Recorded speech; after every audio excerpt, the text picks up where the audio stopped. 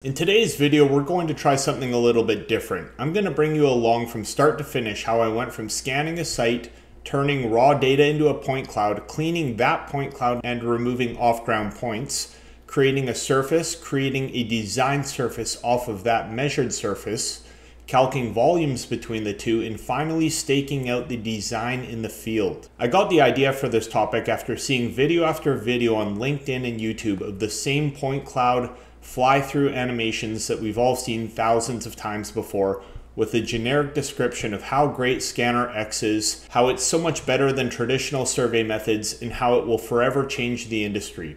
But these clickbait sizzle reel style videos often fail to show the extraction process of any real deliverable from the data. And if they do, it'll usually just be line work that magically appears with no mention of extraction time, methodology, or an accuracy that actually matters. Sure, they may tell us a 5mm accuracy, which was pulled directly from the scanner's user manual, but I want to know real numbers that were actually checked and measured in the field. And if you created a surface, how was it created? How long did it take? And what are you or your client going to use it for? Why is someone paying you to capture the data? What is the deliverable? I recently got my hands on Riegl's new VZ600i terrestrial scanner and have spent a few hundred hours or so testing it out. Stick around until the end of this video, this should be a fun one.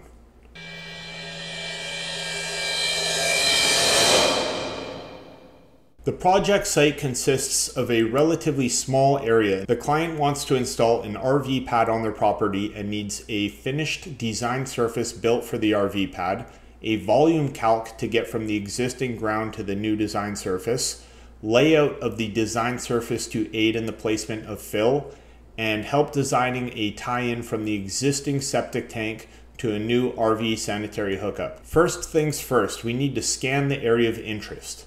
Like I said, I'm using Riegl's new VZ600i terrestrial scanner for this job, with the optional RTK antenna on top. I chose not to set new control and use network RTK corrections because I wanted to test what kind of accuracy I could expect from RTK observations alone.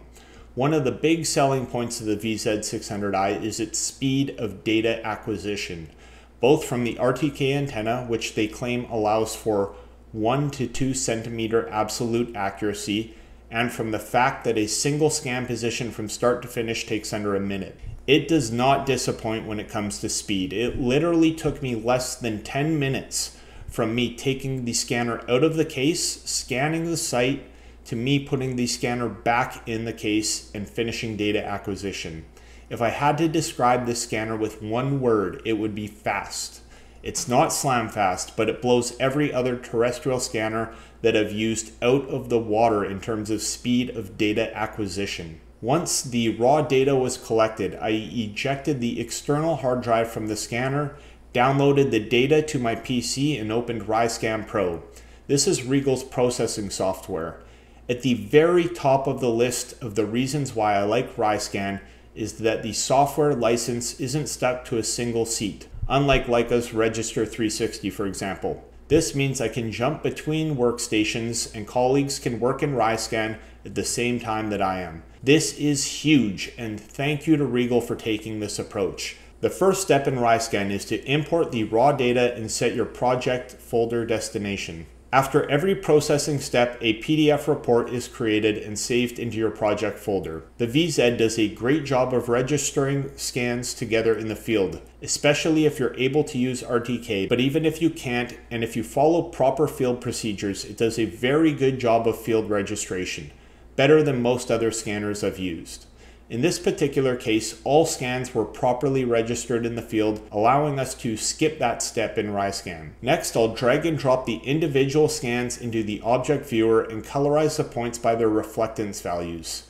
I like to do this because RiSCAN allows me to filter points by a few parameters, one being reflectance values, such as mirror points off glass, for example. I can use the point attribute filter to visualize the optimal values to use when using the filter points tool. After I've filtered out points by reflectance and deviation, I can calculate my point normals. Now we're getting some data that's starting to look pretty good. As of right now, our data isn't in a coordinate system we can easily use. To change that, we will set the mapping projection we wish to export to and the geoid we want to reference our GNSS measured ellipsoidal heights to. We will then use the multi-station adjustment 2 tool to process our scan data and do a cloud-to-cloud adjustment that will align each scan to each other with a more rigorous process than registration alone.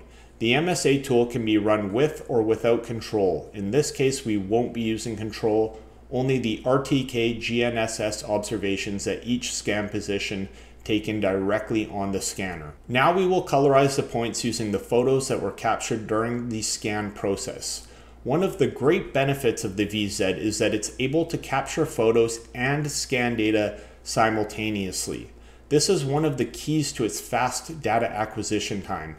However, because the scanner is moving while taking photos, there is a limit to how long of a shutter speed we can use, as motion blur will start to increase as we slow down the shutter speed.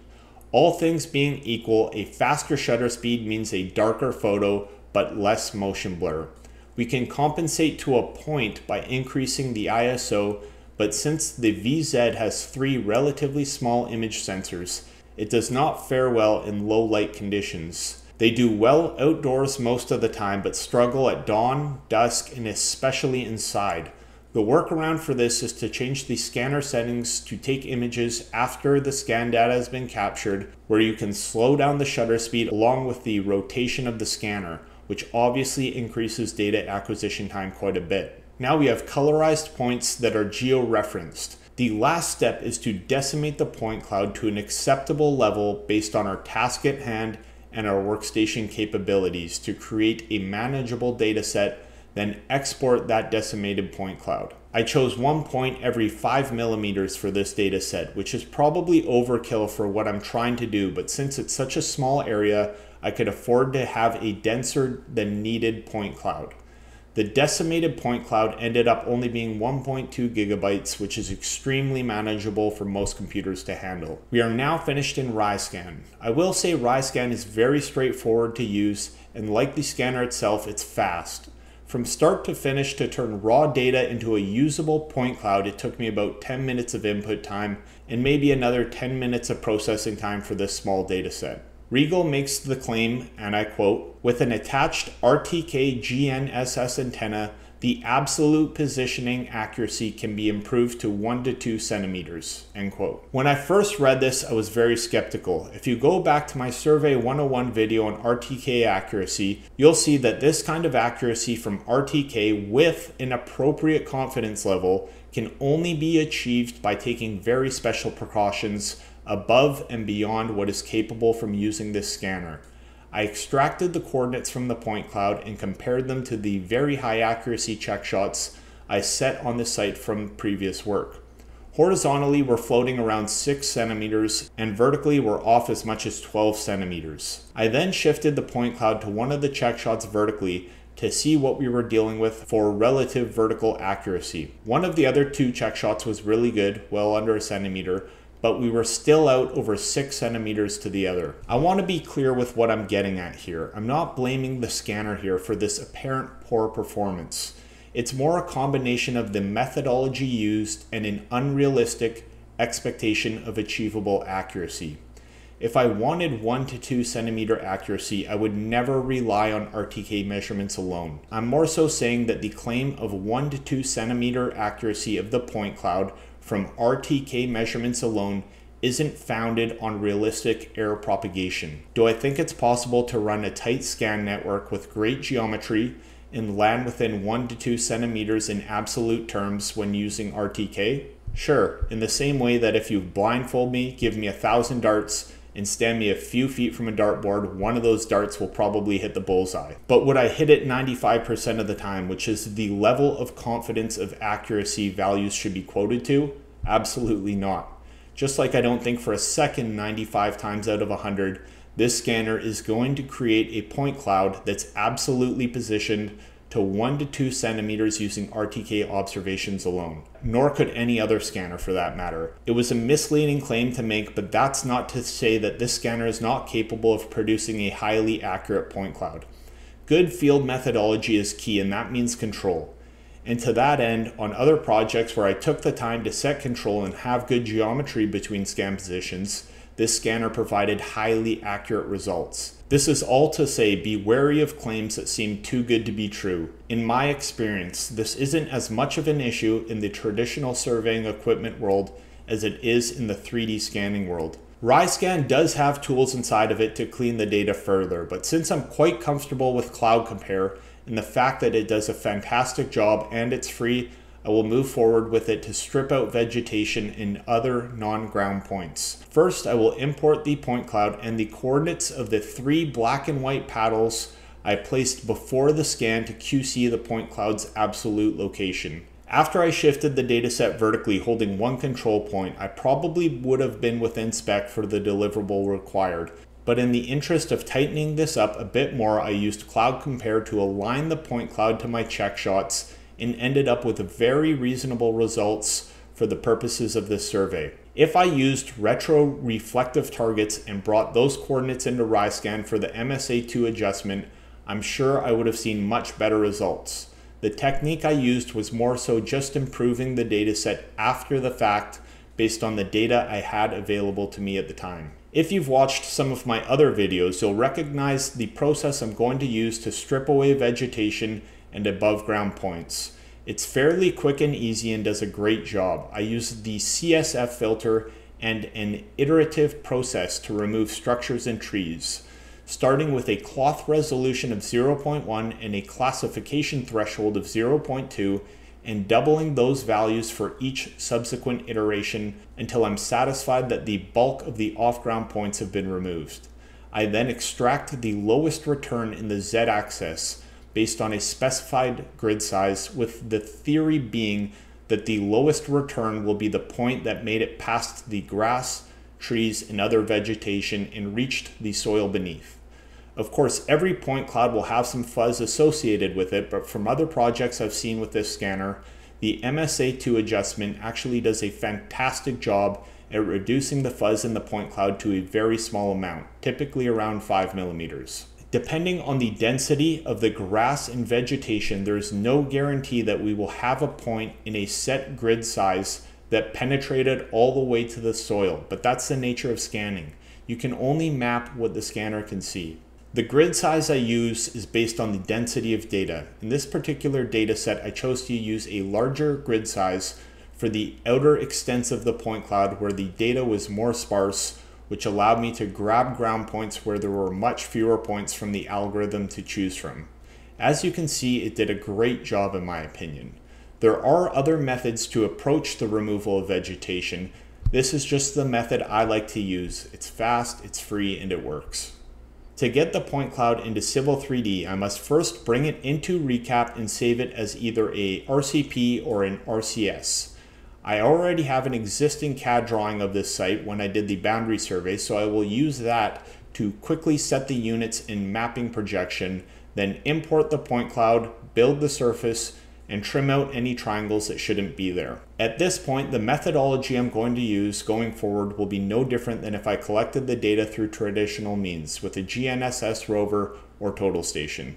I'm sure some of you are wondering, was it worth it to use a scanner instead of an RTK rover? Let's look at the time invested so far. Data collection was about 10 minutes, raw data processing was about another 10 minutes of input time, aligning the data in CloudCompare and stripping out vegetation was about another 15 to 20 minutes, and bringing that into Recap took a couple minutes at most. Let's call it 45 minutes in total for data collection and surface creation in Civil 3D. Could I have done this with a rover in the same amount of time? Yeah, probably. Would I have the same data density? No way. In this data set, I have a point every 10 centimeters, and that's where the true power of LiDAR, photogrammetry, and point clouds in general lies. The data density cannot be matched with traditional survey methodology. And a denser data set means a truer representation of what you're trying to map with all other factors being equal. If I had used RTK to take a shot every 10 feet plus break lines, for example, I would have completely missed what the surface is doing between those shots. In the real world, the natural ground isn't made of perfect break lines and planes. It's a surface with infinite complexity.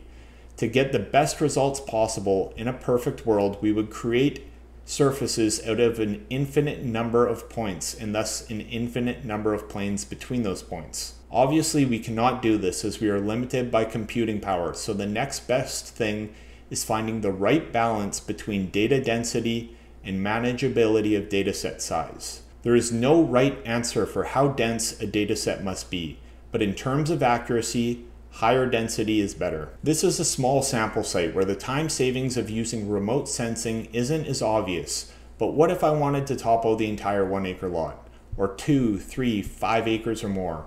And what if I wanted to be able to extract power lines, buildings, fences, and other features? And what if the client called after the fact a few weeks later and asked if we picked up X, Y, or Z? As the area of interest grows and the complexity of the site increases, we start to see why scanning has carved out a niche in the industry.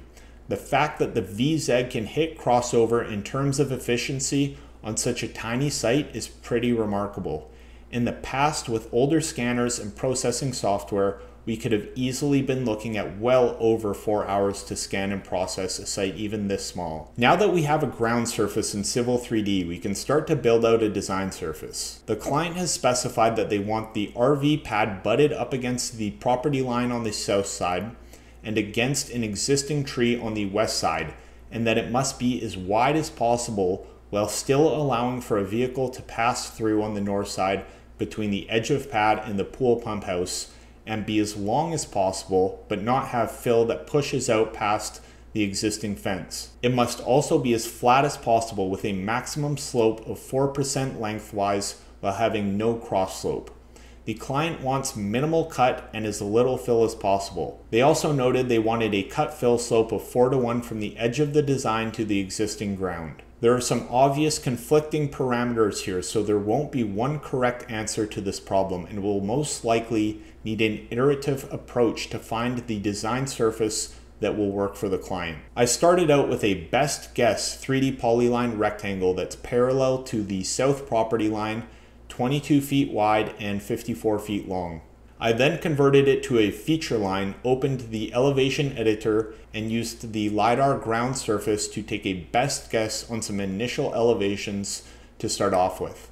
I then used the grading creation tools to build a fill slope surface using the requested 4:1 design slope. I like to use the object viewer and a conceptual viewing style to visualize how the fill slope interacts with the scanned ground surface. I then created a surface from the feature line that represents the pad and pasted those two surfaces together to create my compiled design surface. From there, I created a volume surface which determines the cut or fill needed to go from the scanned ground surface to my built design surface. Visualizing the volume surface with elevation banding allows me to quickly identify what areas have the most fill. Sometimes I like to look at actual cut fill values when viewing the volume surface in real time. So I use a cut fill surface annotation style I created that colorizes the fill and feet with a green number, and the cut is denoted by a red number.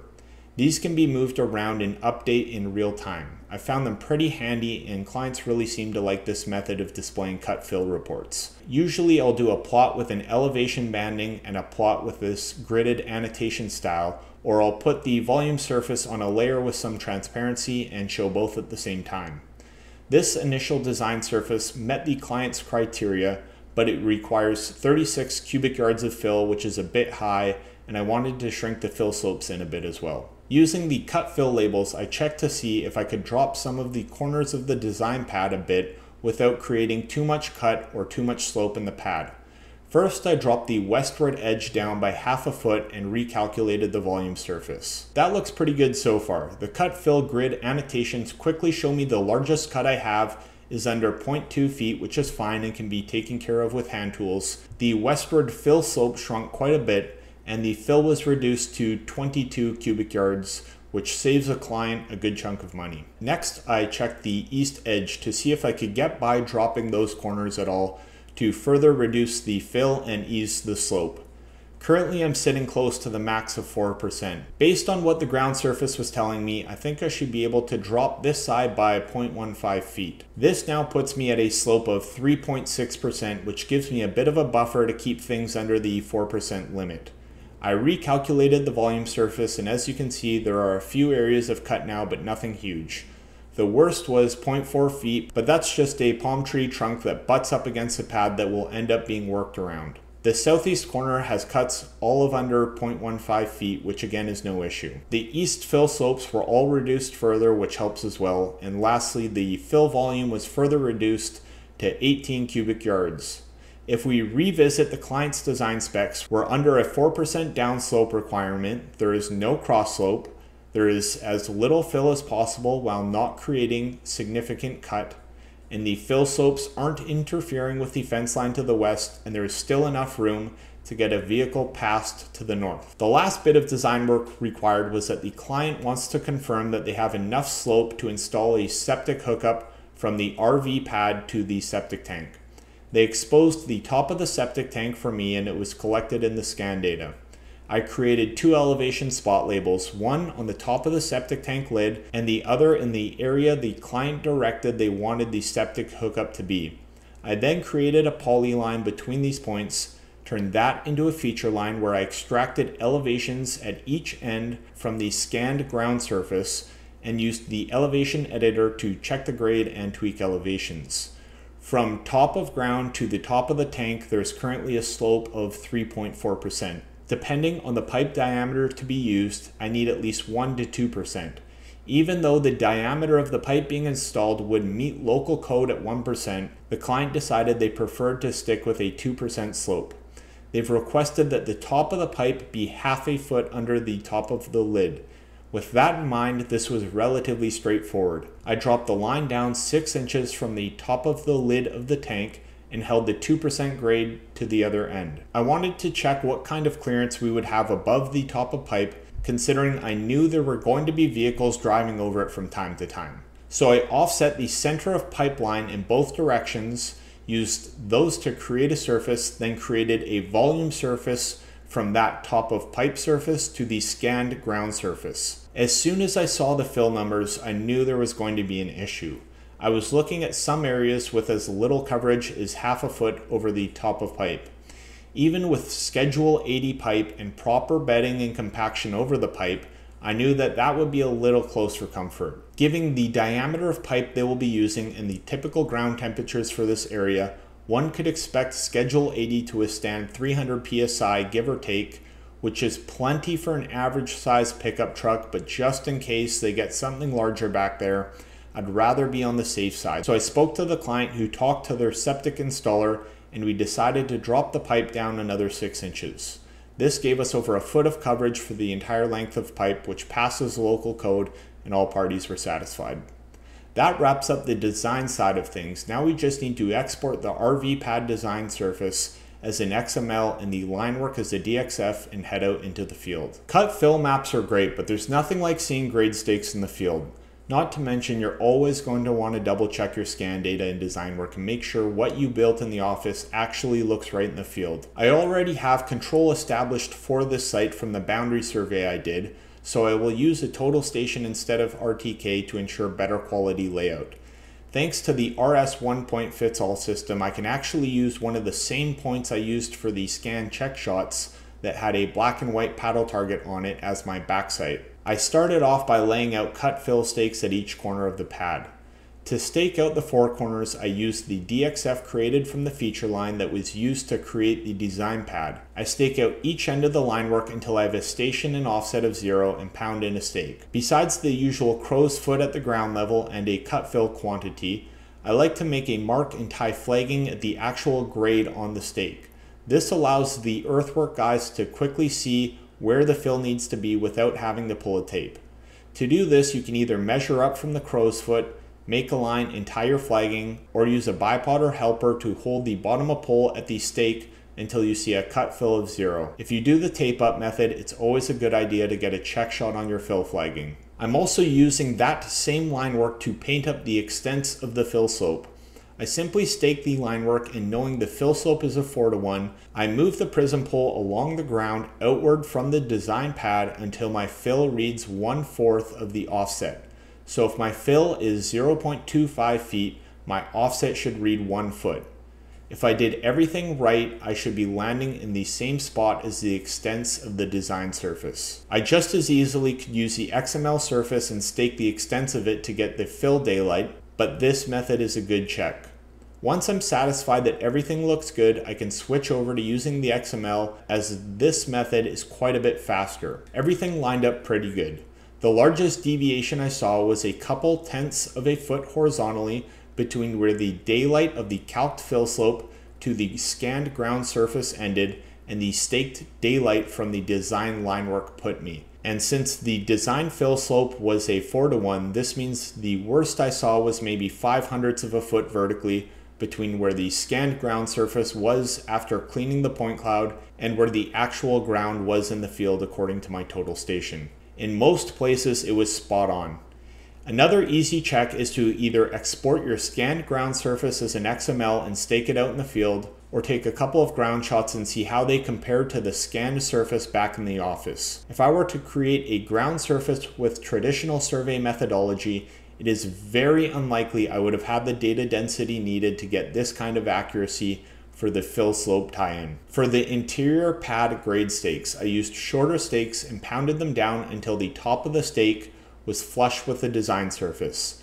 These will stay in place until final grading is done and can be removed at the very end of grading. When the fill arrives, the crew should have enough information from the exterior 4 stakes and the daylight to place the dirt so that it's just about perfect. All they really need is the 4 exterior grade stakes in this situation, because they can set their laser level to one of the upland stakes and set the design slope in their level and check to the lower stakes. The interior grade stakes are there just as a few checks. If they don't have a laser level capable of setting a slope, they could simply use a string line between the upland and lowland stakes. I returned a week later to do some final checks and everything looked great and fit well with design. The amount of fill I instructed them to order after compensating for a compaction factor worked out great and meant they had the right amount of fill needed the first time. Hopefully this video gives a brief overview of some techniques on how one could use LiDAR to create real-world deliverables. The purpose of this video was to show you that the same deliverables we've been creating for decades with RTK and total stations can be created faster and better with newer scanning technology, sometimes. There are plenty of jobs out there that could be scanned, but it really wouldn't make sense to, and the old saying, if you have a hammer, everything looks like a nail, comes to mind. Let's not forget about the traditional survey equipment that is and probably will be for the foreseeable future the backbone of the work that we do every single day. A total station that collects a few points a minute may not be as exciting as a new 6-figure scanner that collects tens of millions in the same amount of time, but that makes it no less important. The right tool for the right job. Thank you all for watching, and as always, subscribe if you want, like if you feel it's warranted, and I'll see you next time.